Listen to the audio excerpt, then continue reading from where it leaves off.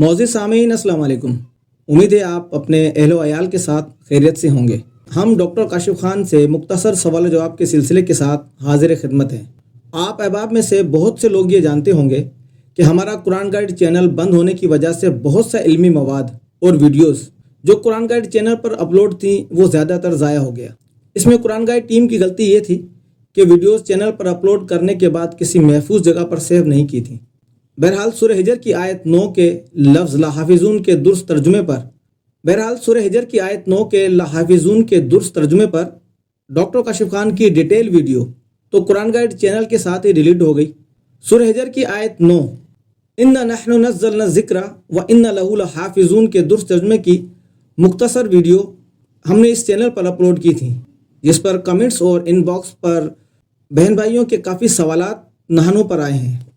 ہمارے بہت سے بہن بھائیوں نے لفظ نحنو پر سوال پوچھا ہے کہ نحنو جب جمع کا صیغہ ہے اور اس کا مطلب ہے ہم، تو لحافظون بھی اسی سے مطابقت رکھتا ہے۔ اللہ تو پھر ایک ہی ذات ہے، تو نحنو جمع کا صیغہ اللہ کے ساتھ کس طرح استعمال ہوا؟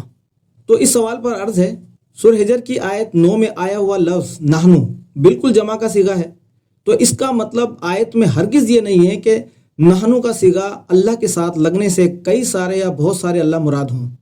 اصل میں اللہ کی جو خصوصیات ہیں، اللہ کے جو پہلو ہیں وہ ڈیفرنٹ ہیں۔ اللہ کی جو خصوصیات، اللہ کی جو کریکٹرسٹکس ہیں، جب وہ کسی بیان میں ایک سے زیادہ خصوصیات، ایک سے زیادہ کریکٹرسٹکس کام کر رہی ہوں تو وہاں نحنو یعنی ہم کر کے استعمال ہوتا ہے۔